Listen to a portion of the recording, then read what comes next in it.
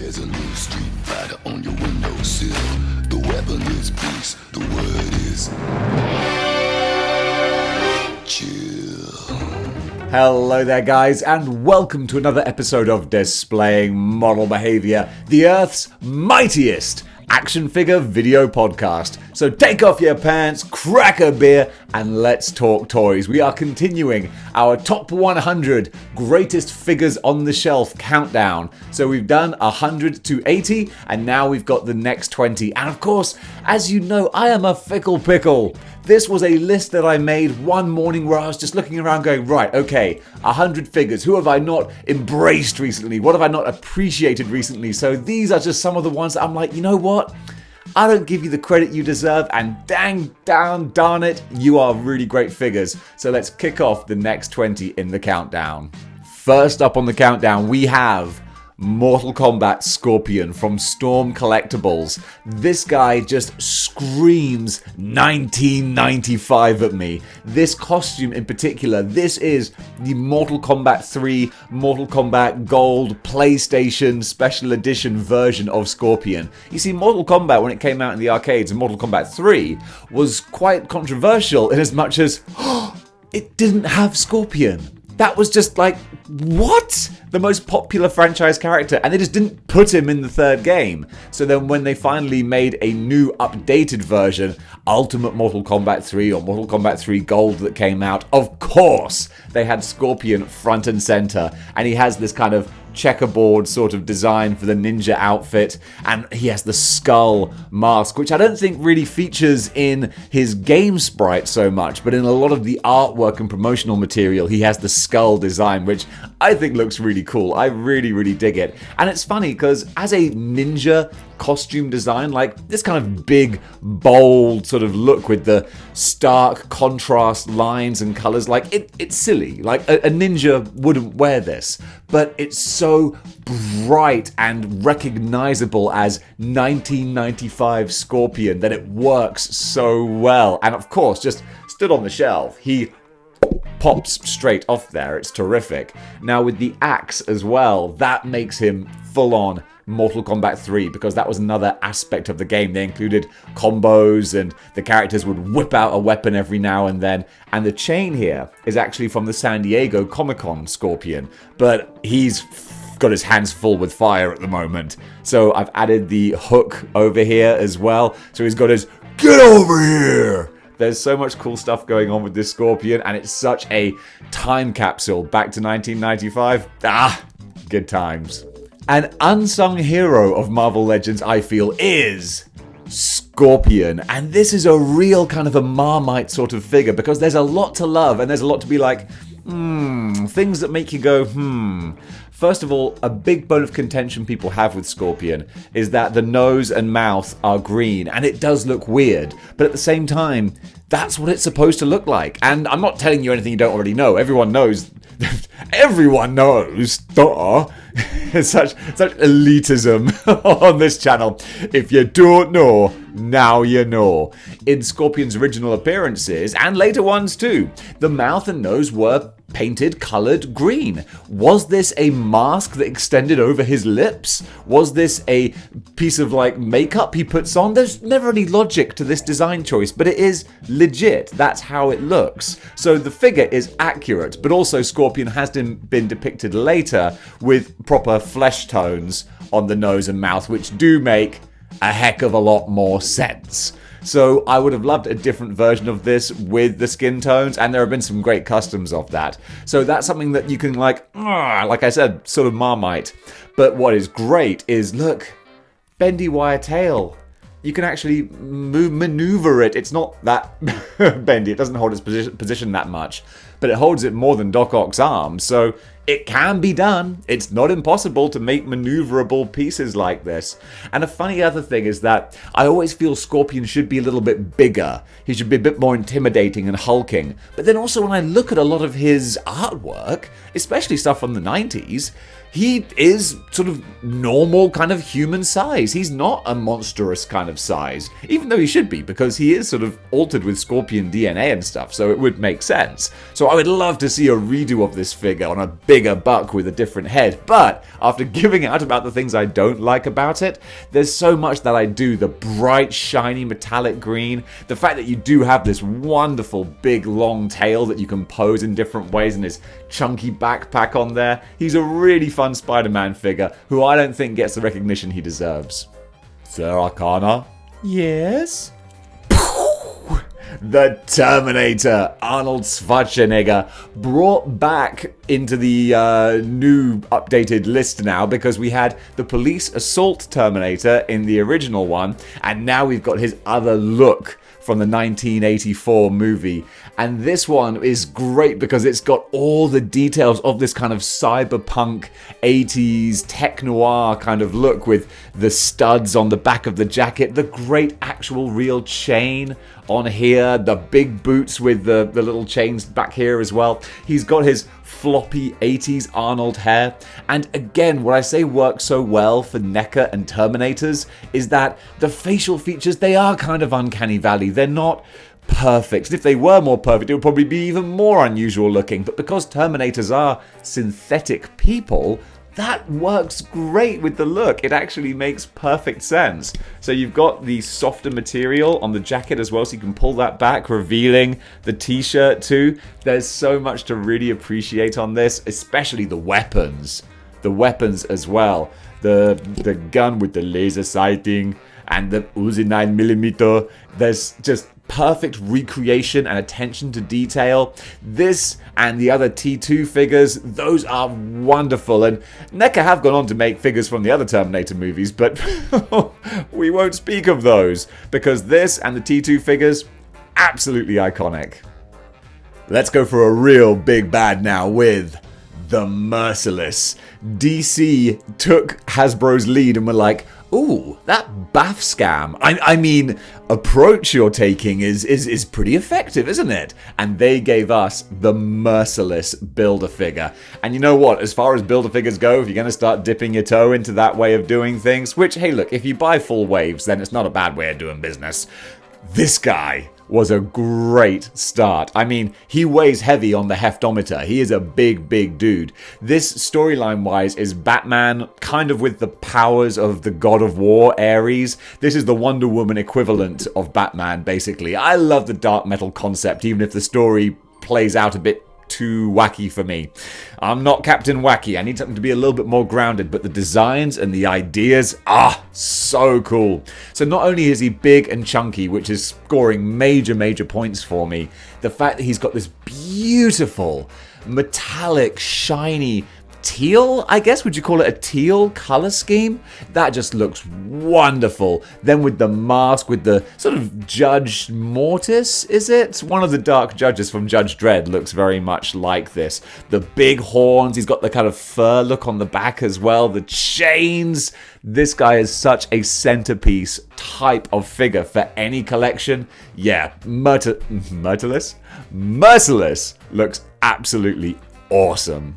After the last four figures, the good guys need some representation, so who better than the God of Thunder himself, Thor, the newest Marvel Legend to my collection. Certainly not chronologically the newest as far as when he was produced, because this guy is going way back. This is an older figure, and I always kind of slept on him. I would see pictures and think, he does look really cool, but I just don't desperately need him. But then finally, I kind of started to see my Brian Michael Bendis Avengers shelf kind of building up a little bit, and I was like, we need a Thor from this era. So this guy is absolutely terrific. Now that I have him in hand, he's big, almost a little bit too big. He scales, he's still arguably 6-inch scale, but you can put him with 7-inch scale figures and he wouldn't look out of place. And I can kind of allow it for my collection because Thor is a god. He's the God of Thunder. He should be big and huge and towering, like I normally am, but I slouch for the camera. It's all just an optical illusion.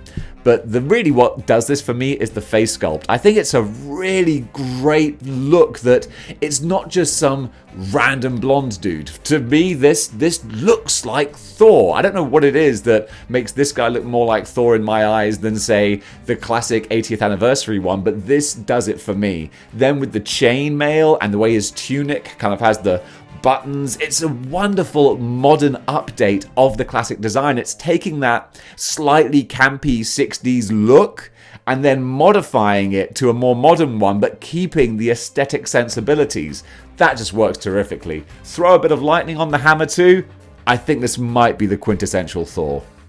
Big, bold, and colourful, it is the Triceratons from the NECA Animated Turtles line. I love these guys so much because, just like I said, big, bold, colourful. We've got the orange one, the yellow one, and the green one, and any one of these could be interchangeable for this entry because all three of these guys are just so toyetic, as toys are oft to be. But they're enemies of the Turtles from an alien dimension. Bipedal Triceratops with giant handguns and lasers. I mean, come on! That's so much fun. And then just because their colors are so bright and the figures are heavy, chunky, and hefty, we've got the tail on the back, which actually works as a nice counterbalance weight for balancing him. These guys are so much fun. I always try to bring them further towards the front of the collection just so I can appreciate them more because they'll just catch my eye and I'll think like, that's a cool figure. So the fact that there's three of them to make a whole squad, I've seen some people, crazy people, granted, but some people actually army building the Triceratons, and the Triceraton army looks amazing. So just having my three here, absolutely adore these guys.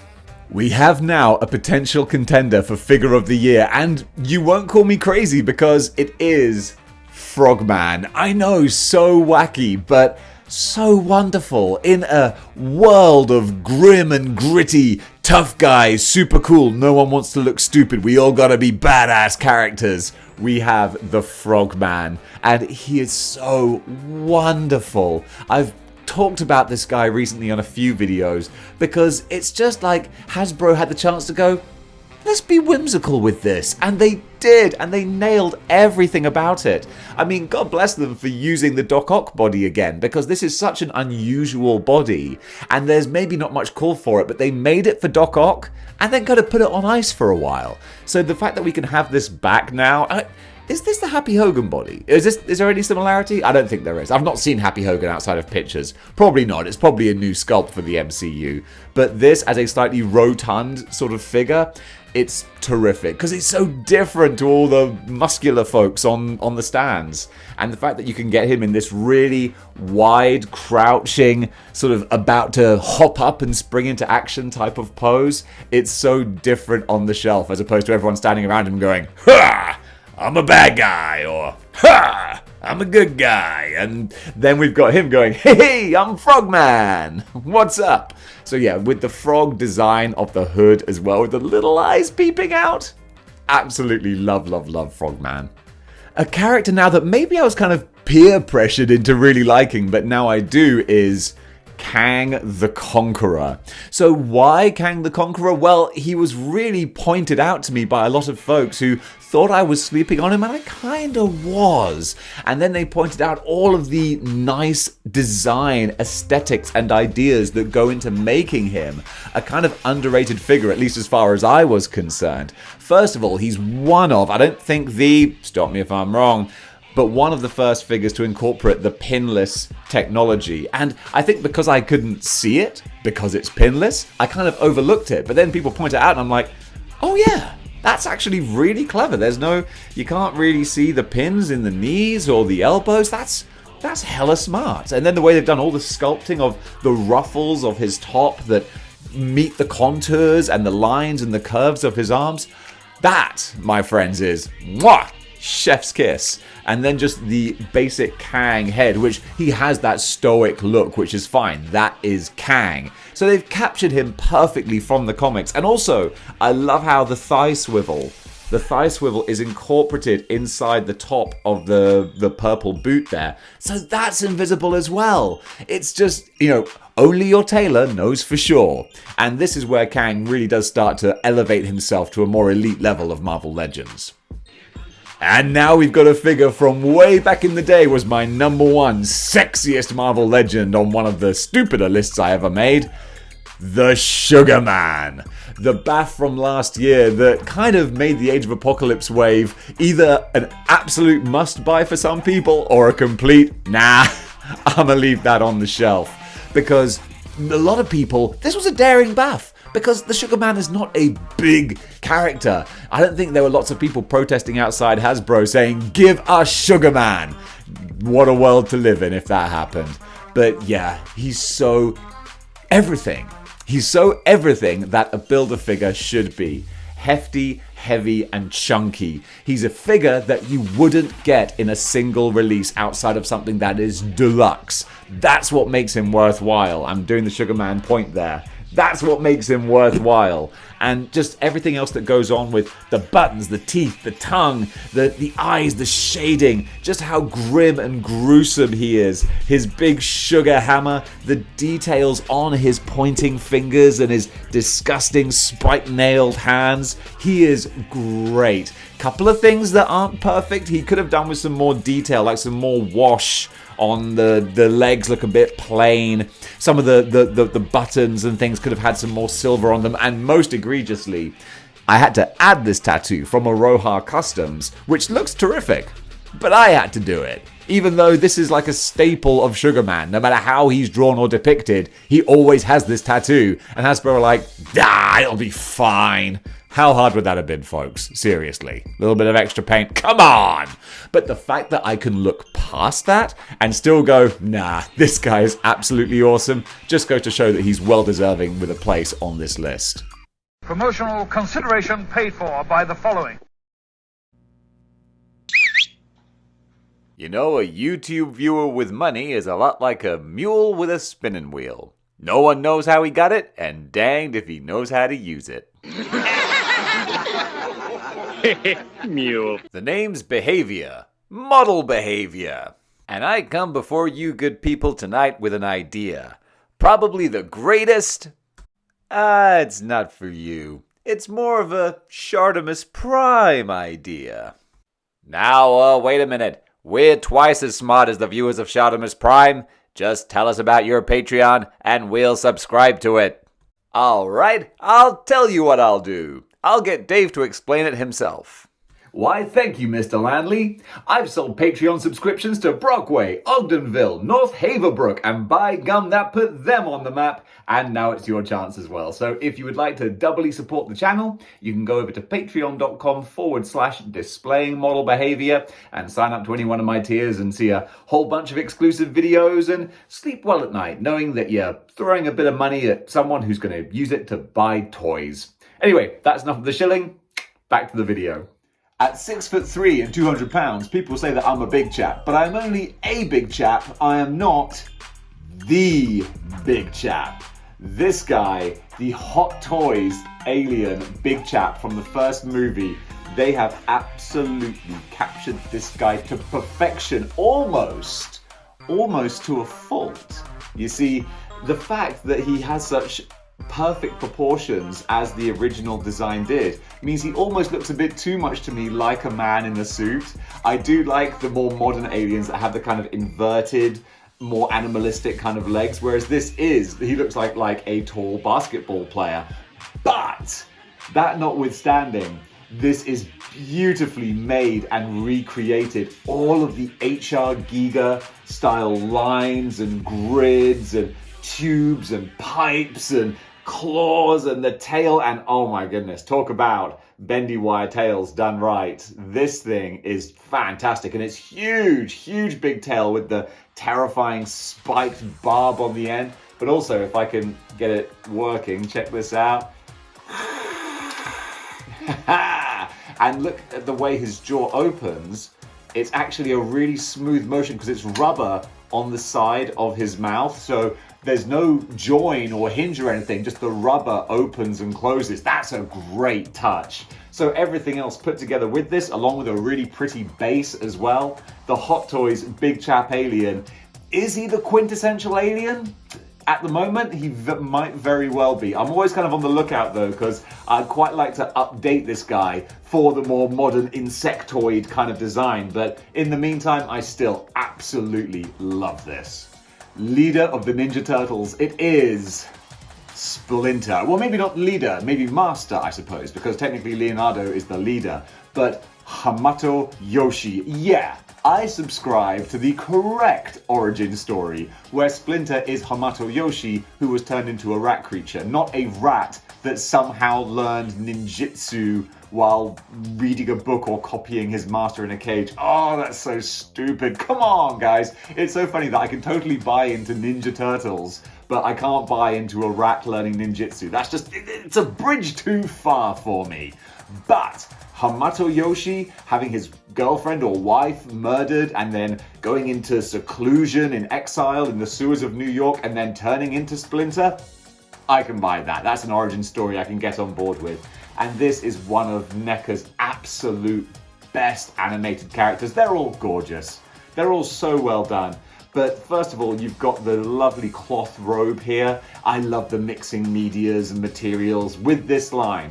I think it works really well. Plus, so many times I'll see a Mezco or something and I'll think, looks like he's wearing pajamas. At least with this, he's supposed to be wearing pajamas. This is his kimono, his robe. And then he comes with so many extras I don't even have the resources and time to show. But just the character himself with the beautiful animated face there. He's got slight jaw articulation, but you don't really need it. Actually, I'm not even sure if it's articulated, to be honest. It might just be where the piece glues in. Doesn't matter because his expression is perfect as is. The fact he's got such big feet and a nice long tail as well means that you can balance him quite easily too, which is very important and way better than the movie version, that's for sure. But yeah, with the sword, the cane, and even the little patterns on his robe, you've got the fur coming down on his chest. This Splinter is such a sleeper hit of the Turtles line. Now a figure so big, I can't even get him off the shelf. I mean, yes, I could, but it would cause a lot of disruption, possibly an actual seismic event, because it is the MAS Optimus Prime. Oh my goodness, like I'm sure someone in the design stage must have pitched this idea and people must have gone, no, what, a scale, a 1/6 scale or a 1/12 scale transformer? No, that's ridiculous, that's bonkers. What are you, insane? You'd have to do a Kickstarter with a 14,000 backer tier minimum just to make that. And the person said, actually, no, you don't need 14,000 backers to make a figure that incredible. You just need a demand. And they were like, oh, that makes sense, because here it is, Optimus Prime, scaled perfectly with Marvel Legends or anything else of that size. So much articulation, electronics, just a beautiful, beautiful figure. The chest opens up, he's got the Matrix inside, he's got his cannon. He is incredible. I absolutely adore Optimus Prime. That's where you can know that this list isn't 100% kind of like put in any chronological order of like best at number one, because if so,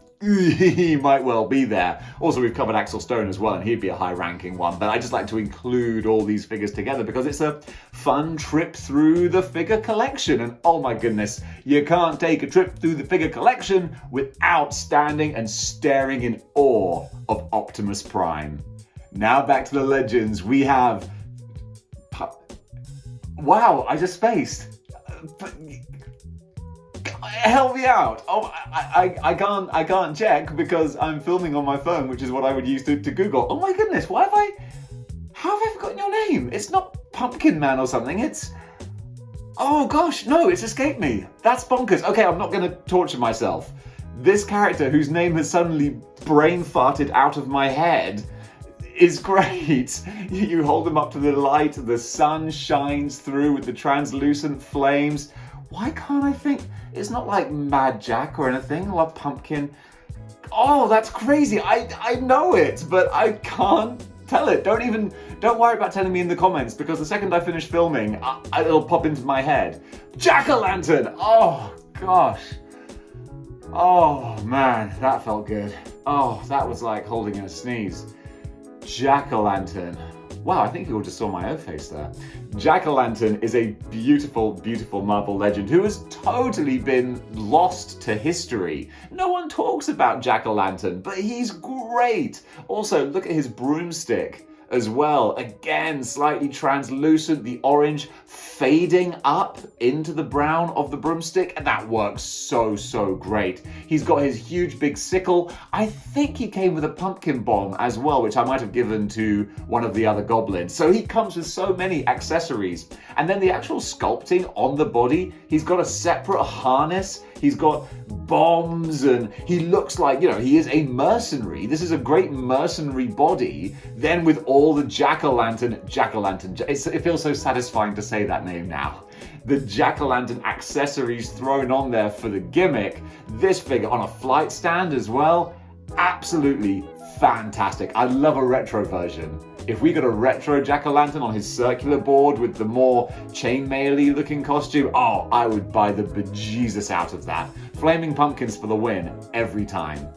A figure that I got quite randomly and really love is The Curse of Spawn 3. Thank you, Leanne, my friend on Facebook. She hooked me up with this, and I'm so, so grateful because he's quickly become one of my favorites in the collection, and you can rest assured, my dear, that he gets pride of place on the shelves because it's a combination of Halloween-y, creepy, gothic, horror kind of Grim Reaper sort of design, but then incorporating the cool sort of cyberpunk, cybernetic, cyborgs.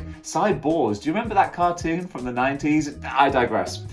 This is great. He's got the removable Grim Reaper style hood as well. And being a McFarlane figure from the 90s, articulation, like you score a big old goose egg on that. You can't really move much of anything. You can move his hand, that's about it. And the leg rotates slightly, but see, it's like, look, you could have him standing like this or like this. The choice is yours. Why limit yourself? But it doesn't matter because he's been posed in a fantastic pose. Granted, when you lose articulation, you lose that toyetic feel. So therefore, in order to make up for that, you have to be an amazing action figure. And luckily for this guy, like as far as design looks are concerned, oh my goodness. I should pair him up next to the Merciless, actually, because I was saying the kind of Judge Dredd, Dark Judges kind of comparison. This guy's a total Judge Death look with the huge big grin and the face shield. Looks so badass. And he's got kind of a Mean Machine hook hand, buzzsaw kind of thing here. So much grim and gruesome and gnarly going on with this character. I put him at the moment posed with my Mythic Legion character, and Erathon and Aether and this guy, such an amazing kind of random badass shelf.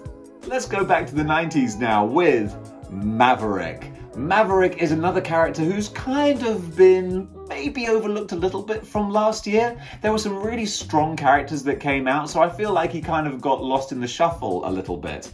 But he's so beautifully put together. Great, taken straight from the cartoon and the comic book designs with the little cables. What are they? Cables, I suppose. Hoses, if you will. He's got the hoses in the back of the head there. I like that this separate little piece is like a gas mask that you can actually pop up onto his face. That's a nice little accessory. Two big guns. They are a bit plasticky. A bit of a wash on there to make them look a bit cooler. That would work. But still, the fact that you've got the bandolier over his shoulder, you've got the straps. Being a 90s character, of course, it's all about guns and pockets and pouches, oh my. And it's all on show, on display here. So Maverick, with the cool kind of face mask that goes down just to the mouth, which is a really wicked looking design. The flock of seagulls, actually it's not flock of seagulls hair, but whatever. It's hair that I'm jealous of. I wish I could have had sort of poofy, cool, wavy hair like this. Unfortunately, my hair looked the way it is now when I was about 13, so I never really had much luck there. But Maverick, he's got it all going on. One of the only good things to come out of Teenage Mutant Ninja Turtles 2, The Secret of the Ooze, is Kevin Nash, the Super Shredder, and NECA. I often will say NECA in that tone, like, NECA! Like, why are you the way you are? And then they're like, well, I know you get mad at us sometimes, but also sometimes we make figures like this. And I'm like, yeah, you got me there, to be honest, because this guy is incredible. And ever since I got him, he hasn't fallen out of favor at all. He's always been pride of place on the shelves because bright purple, huge, heavy, the sculpting and the sharpness of all these blades. There's so much detail going on here. And he's not ludicrously priced either. He's a reasonably priced figure for the size that he is. I love the bright luminous green of the mutagen in his hand. Like that straight up looks like it is like glowing like that. And then the great terrifying, like the eyes and the mask, they look terrifying. So it's so brilliantly put together with what looks almost like cell shading. I think that the cell shading lighting effects on the musculature of the costume, it all just adds up together to just make a figure that was really great for me, especially because as a kid, I was so disappointed that we didn't get to properly see Super Shredder in the movie. Because we see him for a second and then it's over. And it's like, oh, but that looks so cool. Why are you going to tease me like that? And then finally, 25, 30 years later, we get an action figure that shows you exactly what the character would have looked like. Again, with the nice soft goods cape as well that just falls and ruffles beautifully. Super Shredder, I've probably used it in this video again already, but I'll say it again. Mwah! Chef's kiss. This next guy is lucky to make the list, but hey, he's bright green, so luck of the Irish maybe? The leader. Why is he lucky? Because this is as basic, bare bones a figure as you can get. No accessories, no accoutrements. He might have had a different hand, but I don't even know if he did. He might not have. These might have just been his hands. But that face sculpt is perfect. That is perfect leader. Not broccoli head leader, but perfect big 5 head leader. And also, even though his body is basic, it's bright orange. It stands out on the shelf so well. And the fact you can sort of put his hands in this kind of ponderous thinking. Often I'll have the hand a little higher to the chin there, so it looks like he's mulling over his next evil move. You see, that's so effective. You don't necessarily need a lot of bells and whistles to just make a figure look cool. So even though he has no gimmicks, nothing special going about him, he's every bit of Hasbro going, whew, we can put this figure out and it's not going to cost us too much and we'll get a quick return because the leader's a big character. Hey, I see you, Hasbro, all right? But still, I'm not even mad because, granted, a weapon or like the chart, like the Scientist Supreme has, that would have been a great accessory for the leader, but I'm not even mad because this guy is fantastic. A figure now that shows how busy I've been is the McFarlane Space Marine. Still unpainted, still not touched. I've got the paints, I've got the brushes. I just don't allow myself the time. I could have the time by just disciplining myself to not make videos constantly, but where's the fun in that? Making videos is my happy place. You know, the videoing, the filming, the editing, it puts me in such a zen state. Actually, releasing them on YouTube is kind of a bonus, you know? So this guy, it's McFarlane nailing such an unusual thing. I was a kid in the 90s in England, so I grew up with Warhammer. Warhammer was quite popular, but I never would have thought that it was so big or big enough in America that we would get action figures like these. And McFarlane went ham with these. I mean, look at the size of this guy. Look at him compared to the leader. These both cost a similar price. You know, look at the plastic in here. And there's so much articulation, excuse me while I drop the gun, but there's articulation out the wazoo as well in a figure that is so big and bulky. To be able to have all of this movement going on, double jointed knees, double jointed elbows.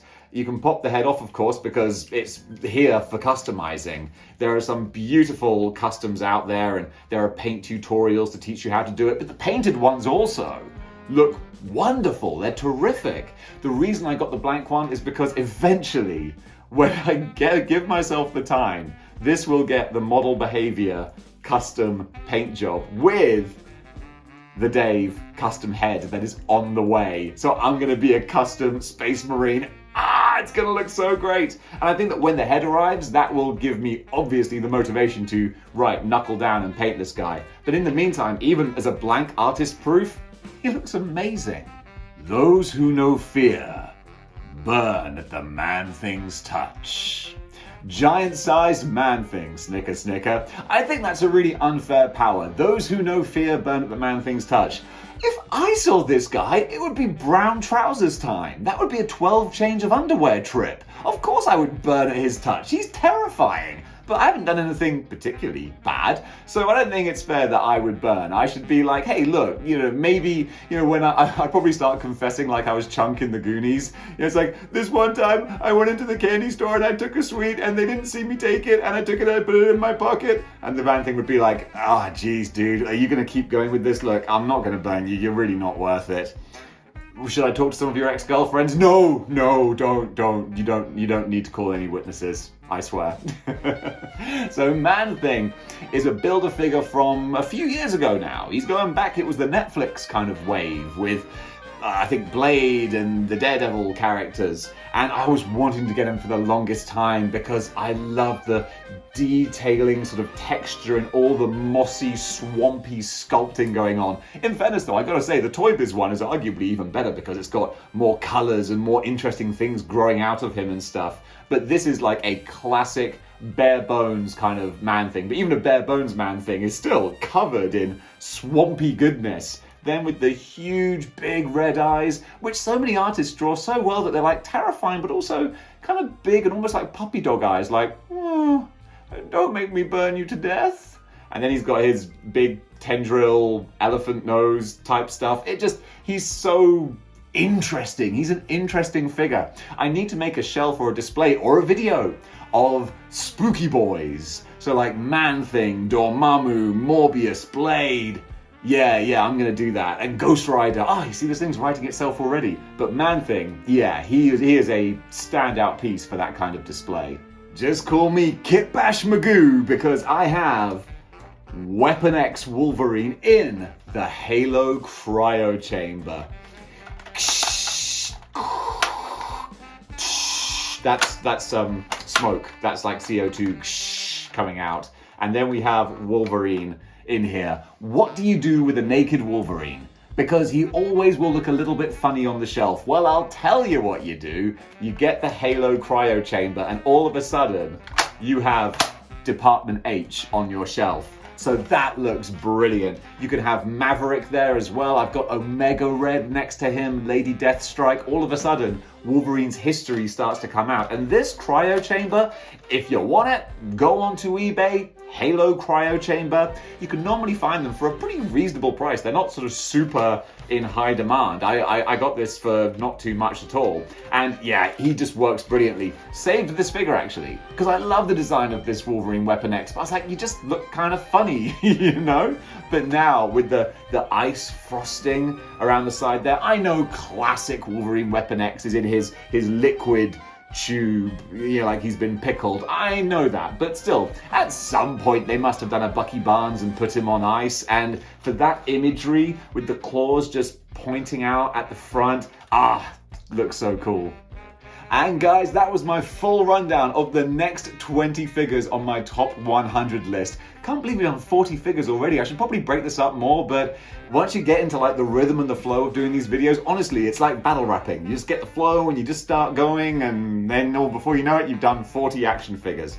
But thank you so much for watching, guys. If you enjoyed this, if you like what you see here and you want to see more, then join the 6-1 clicks by clicking the like, share, and subscribe buttons. And if you want to go a step further in supporting the show, you go over to patreon.com/displaying model behavior, just like these incredible human beings did. Huge big thumbs up and can of Coke to you guys. I love you so much. Thank you for the support. It means the world to me. Guys, this has been an absolute pleasure. We're 40 figures down, 60 more to go, and so many good times to be had. So until next time, keep displaying model behavior. Chill. Okay. Let's see what's going on in internet land. All right now, Dave, this has been an insane month, so no more impulse purchases. And now it's out, and I gotta say, I am thoroughly impressed by this wicked badass figure. This thing is ridiculous. It is so awesome. Aether is essentially a god in the... It's my time, and my dick fell off. What? Don't get it wrong, don't make me soft. It's my time, drinking champagne, baby. I'm wasted, bad. The Hot Toys Big Chap alien. This guy incorporates rubber so well. So, you know, like any great bar in Amsterdam, don't know where that came from. The rubber makes all the difference. I'm going to start this entry again. Is Mortal Kombat Gold. This is the PlayStation. Gassy.